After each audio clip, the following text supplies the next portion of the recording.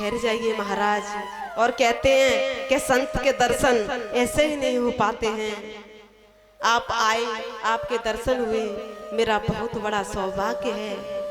लेकिन हे संत कुमारों, मैं जैसे ही जब गया मुझे प्रणाम किया, लेकिन मैंने देखा कि उस युवती के पास में दो वृद्ध पुरुष अचेत अवस्था में पड़े हुए हैं। मैंने पूछा, देवी ये कौन है?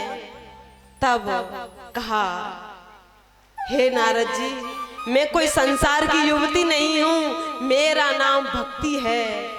और ये जो अचेत अवस्था में पड़े हुए हैं ये कोई और नहीं है, ये तो मेरे ही पुत्र ज्ञान और वैराग्य हैं। जैसे ये कहा, नारद जी ने कहा कि ज्ञान वैराग्य यानी कि आपके पुत्र, लेकिन जर्जर अवस्था, इन्हें बुढ़ापा आ चुका है। तब भक्ति ने कहा, महाराज यही तो बहुत शर्म की बात है कि एक माँ जवान अवस्था में हो और उसके यानी के बच्चे बेटे बुढ़ापे में हो, जर्जर अवस्था में हो। महाराज आप कुछ कीजिए ना। और भक्ति ने अपने जन्म की कथा सुनाई है कि मैं कहां पर रहती थी। उत्पन्ना द्रविड़े वृद्धं कर्णाटके गता क्वचित् क्वचित् महाराष्ट्रे गुर्जरे जीर्णतं गता। महाराज मैं द्रविड़ देश में उत्पन्न हुई, कर्नाटक में पली बड़ी, और क्वचित क्वचित महाराष्ट्र यानी कहीं कहीं महाराष्ट्र में मुझे सम्मान मिला। लेकिन जब से मैं गुजरात आई, लेकिन मुझे बुढ़ापे ने घेर लिया। और महाराज जैसे ही मैं वृंदावन में आई हूँ, तब से मैं तो परम सुंदरी नवयुवती हो गई हूँ। लेकिन कलयुग के प्रभाव से मेरे पुत्र ज्ञान और वैराग्य बुढ़ापे ने घेर लिए हैं। महाराज बताइए ना, कुछ तो उपाय होगा। तो आज नारद जी ने वेद मंत्र कहे, गीता का पाठ सुनाया, लेकिन कभी कभी उनको आंखों को खोलते, लेकिन फिर वही अवस्था हो जाती। तो उस समय आकाशवाणी हुई कि सत्कर्म करो।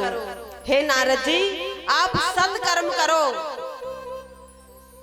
लेकिन नारद जी ने कहा, हे संत कुमारों, मैं आखिर समझ नहीं पाया वो सत्कर्म है तो है क्या, इसीलिए मैं आपके पास आया हूँ। आप बताइए ना, आखिर वो सत्कर्म क्या है?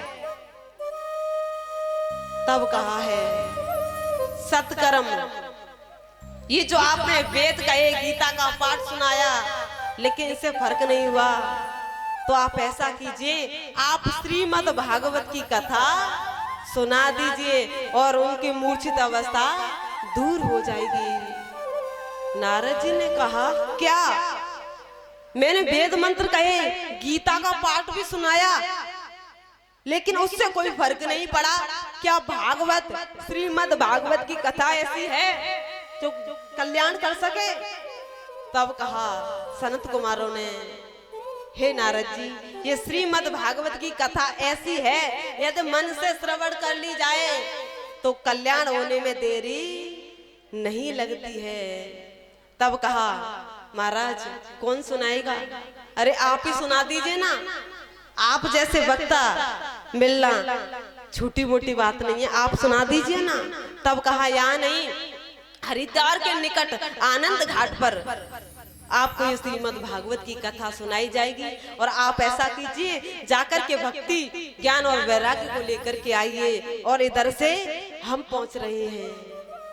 जैसे ही हरिद्वार के निकट आनंद घाट पर सनत कुमार पहुंचे, जैसे यहाँ पर ये आसन लगाया गया है, वहां पर एक वृक्ष के नीचे एक चौतरा सा बनाया, जिस पर वक्ता के रूप में चारों सनत कुमार विराजमान हैं और मुख्य श्रोता यानी के नारद जी हैं। ज्ञान वैराग्य भक्ति सब, और जितने भी यानी देवी देवताओं को पता चला तो वो भी रूप बदल बदल करके ये श्रीमद् भागवत की कथा सुनने के लिए आए। और मैया ये जो श्रीमद् भागवत की कथा है ना, अगर देवता चाहें कि अपने लोक में करा सके तो वो अपने लोक में नहीं करा सकते हैं। यदि उन्हें कथा सुननी होगी तो इस मृत्यु लोक पर आना पड़ेगा, तब कहीं ये श्रीमद् भागवत की कथा सुनने मिलती है। और हमारा आपका कितना बड़ा सौभाग्य है जो ये कथा सुनने के लिए मिलेगी हमें। आज जैसे ही ज्ञान भक्ति वैराग्य बैठ गए हैं, इधर ये चारों निर्मल ऋषि श्रवण पान कराने लगे, और जैसे ही कथा को सुनाया है तो ज्ञान वैराग्य भक्ति जो कि तरुण अवस्था में आ गए हैं, नाचने लगे, झूमने लगे हैं, क्योंकि उन्होंने कथा मन से सुनी और पूर्ण रूप से सुनी।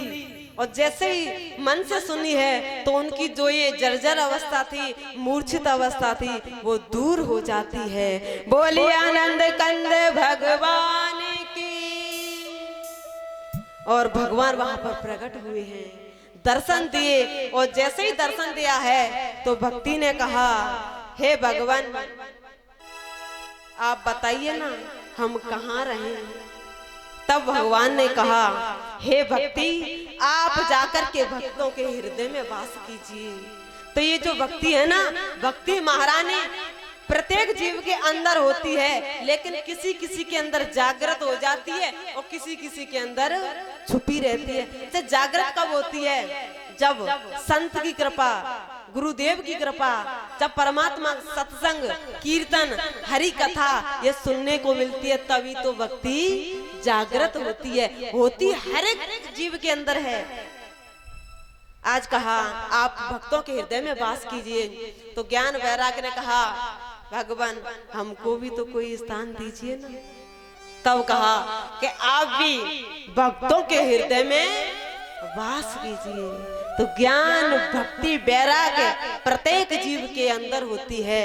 बस फर्क इतना है, कोई जो संतों की शरण ले लेते हैं, गुरुदेव की शरण, भक्तों की शरण, तो उनके अंदर जागृत हो जाती है, और जो नहीं ले पाते हैं, वंचित रह जाते हैं, उनके अंदर छुपी रहती है, लेकिन होती हर एक के अंदर है। मैं तो कह दूं ज्ञान अगर हो और ना हो तो भी चलेगा, वैराग्य ना हो तो भी चलेगा। यदि जीव के अंदर भक्ति है ना, तो फिर ज्ञान वैराग्य अपने आप चल करके आ जाते हैं। जैसे कि ज्ञान कौन है? भगवान राम, वैराग्य लखन, और भक्ति कौन है? मैया सीता। आपको पता है कि जब ये राम जी का वनवास हुआ था, तब जंगल में भी ज्ञान भक्ति वैराग्य जब साथ में रहे तो आनंद में रहे। और जैसे ही भक्ति यानी मैया सीता का हरण, यानी रावण जब चुरा करके ले गया, तो ज्ञान वैराग्य को रोना पड़ा था। लेकिन ज्ञान वैराग्य कहते हैं ना, भक्ति यदि सच्ची हो, श्रद्धा सच्ची हो, तो ज्ञान वैराग्य को भी आना पड़ता है। भले ही 100 योजन का पुल क्यों ना बनवाना पड़े, जो कि सेतुबंध रामेश्वर की स्थापना की थी, तब परमात्मा यानी भगवान राम और लखन गए थे। ये है ज्ञान और वैराग्य। कहते हैं ना, जिसके अंदर यदि भक्ति जागृत है तो ज्यादा समय नहीं लगेगा, ज्ञान वैराग्य को वहीं पर आना पड़ेगा। इसीलिए ये ज्ञान वैराग्य भक्ति है, भक्तों के हृदय में समा गए। बोलिए आनंद कंद भगवान की। सभी संत भक्त सभी नाचने लगे हैं। ओ हरे राम राम राम सीता राम राम राम, हरे राम राम राम सीता राम राम राम, हरे राम राम राम सीता राम राम राम, हरे राम राम राम सीता राम राम राम, हरे राम राम राम सीता राम राम राम, हरे राम राम राम सीता राम राम राम। प्यारा प्यारा प्रभु का नाम,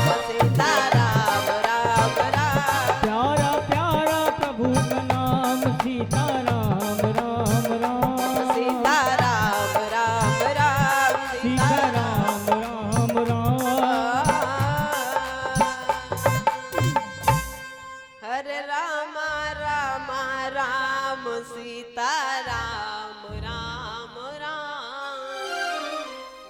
मेरी मैयाओं से प्रार्थना है, यदि हम 4 घंटे किसके लिए आए हैं, यहाँ पर कुछ लेने के लिए आए हैं, तो क्यों ना जब ये 4 घंटे हम भगवान के लिए निकालते हैं